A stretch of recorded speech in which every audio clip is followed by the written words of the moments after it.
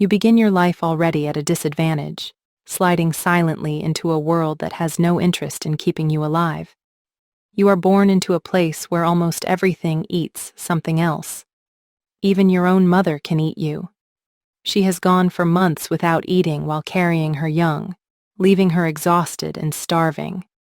That is why she eats the undeveloped eggs that were expelled from her body, as well as stillborn offspring. In the chaos of birth, a living newborn can sometimes be eaten by accident. This is not cruelty. It is survival. You enter warm, murky water, surrounded by vegetation and shadow. Weighing nearly half a pound, you are already large for a newborn, and dangerously easy to notice. Around you there are dozens of siblings, all born at once, and almost immediately the world begins to thin your numbers. You don't even have time to understand what family means before the first lesson arrives. Your brother slips away from the tangled weeds and into open water. A ripple gives him away. The water flashes, and piranhas swarm like knives. There is no real struggle, only panic, a burst of movement, and then a sudden, unnatural silence. You keep moving, the way a shadow moves. Your sister tries something different. She breaks toward the shoreline, toward the tangled roots and hanging plants that look like safety. For a moment, it almost works. She reaches the edge, her head breaking the surface. And that is when it happens. An ocelot lunges from the bank and strikes. That is what your first day looks like. Not a beginning, a thinning. You are big enough to be worth eating, yet still far too small to defend yourself. You have no venom to end a fight quickly, and your bite is not a weapon anyone fears. What you have instead is something quieter, and for now, more useful. Camouflage that lets you fade from sight, and a body built for patience rather than speed. You sink into the vegetation until your pattern disappears. But hiding does not feed you. Sooner or later, hunger forces you to move. You do not look for easy prey. You take what the swamp offers. You grow slowly. Season by season, your body becomes thicker, heavier, stronger. Every movement grows more controlled, more deliberate. Your body is made for this place. Smooth, powerful, perfectly shaped to slip through mud and dense vegetation. One morning you lie beneath a mat of floating plants, where the water is cooler and the light barely reaches. Only your nostrils break the surface. This is the place you wait. Prey comes here to drink, to cool itself, to cross from one patch of land to another. Your tongue flicks the air, drawing in invisible trails of scent that tell you everything you need to know. Somewhere nearby, a large body moves, heavy, warm, unaware. A capybara. You remain still, almost invisible. When the moment comes, it is sudden. There is no warning, no chase. Your body launches forward in a single motion, faster than it seems possible for something so large. The water erupts, and in an instant your coils close around the animal.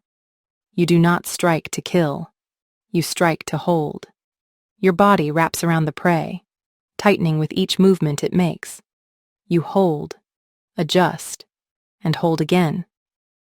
As the animal struggles, your coils respond, matching its strength, closing off its ability to breathe. The heart inside your prey continues to beat, but it can no longer fill properly. Blood flow slows. The fight fades.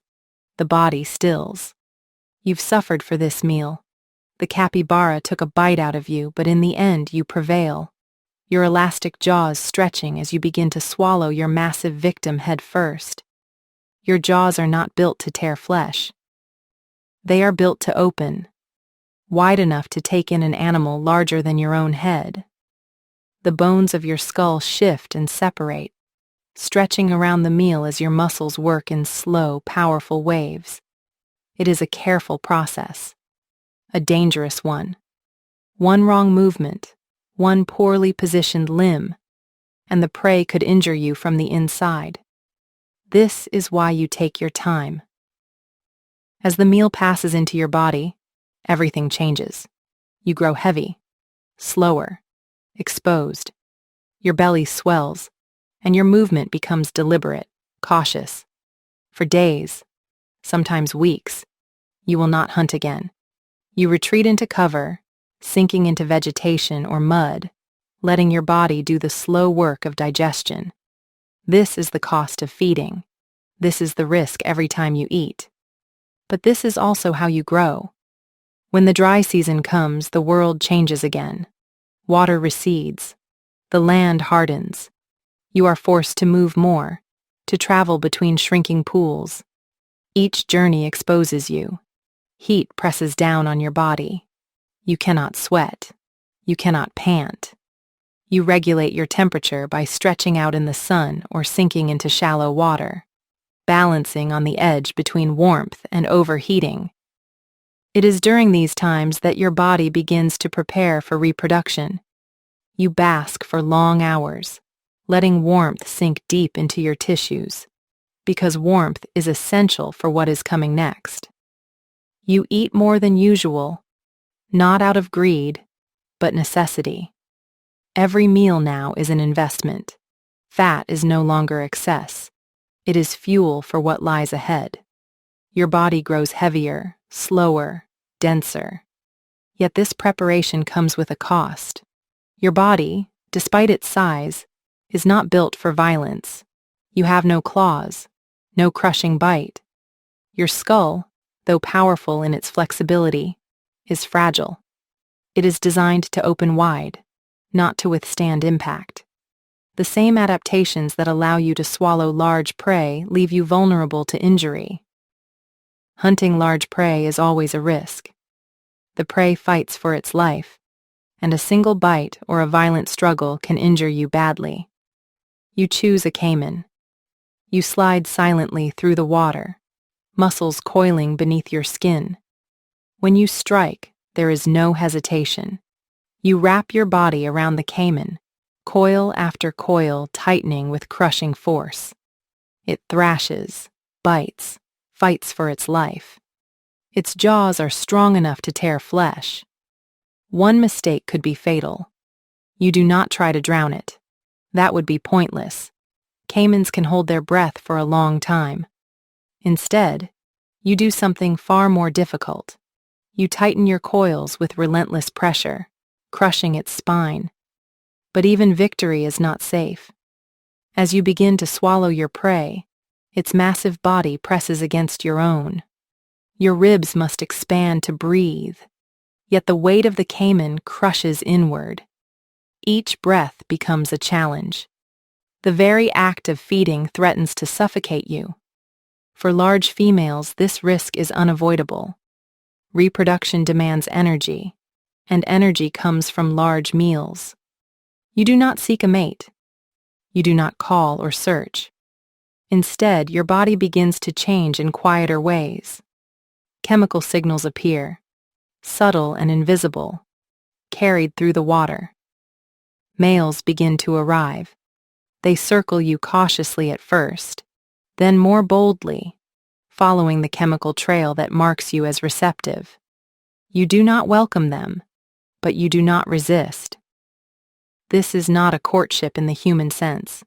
It is a biological negotiation. Soon there are several of them. They press close, their bodies sliding over hers, coiling and uncoiling as they compete for position. Using their small pelvic spurs, they scratch and probe, trying to align themselves. She moves slowly in response, sometimes shifting, sometimes remaining still, while they continue to circle and press around her.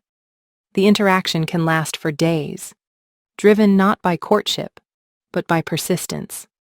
When it ends, the males drift away, exhausted and thinner than before. Sometimes one of them becomes part of your meal. You remain behind, heavier, carrying the result of the encounter. Your body now bears the cost of reproduction. From this point on, your focus is survival. protecting yourself, conserving energy, and preparing for what comes next. In exceptional circumstances, a female may reproduce without mating at all, producing offspring on her own. Months pass. Your body grows heavy with developing young. Movement becomes difficult. You seek warmth constantly, basking for hours to regulate the temperature inside you. You no longer hunt. You cannot afford the risk. Every movement is measured. Every decision is about survival. Then, finally, the time comes. You give birth in shallow water. One by one, the young emerge, fully formed, alive, and immediately alone. You do not guide them. You do not guard them. You cannot afford to. Your role ends the moment they leave your body. Exhausted, depleted, and vulnerable, you slip away into deeper water to recover, if you can. Many do not survive this stage. Infection, injury, starvation, or predators take them when they are weakest. Your body is exhausted. You have not eaten for months. The energy that once fueled your strength now barely sustains you. You move slowly, carefully, conserving what little remains. The world around you does not pause. Parasites take advantage of this weakness. Leeches cling to your skin, especially around old wounds. Ticks gather in the folds of your scales. Inside you, unseen, parasites multiply. Worms, blood parasites, organisms that drain you silently from within. You bask for long hours. The heat is not comfort. It is medicine. By raising your body temperature, you create a fever strong enough to slow the growth of infection. It is one of the few defenses you have left. Too much heat, however, can be deadly.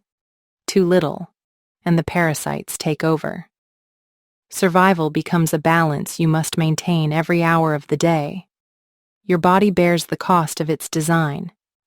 The same flexibility that allows you to swallow enormous prey leaves your skull fragile.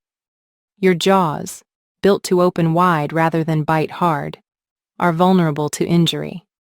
And each time you feed, you risk damage that may never fully heal.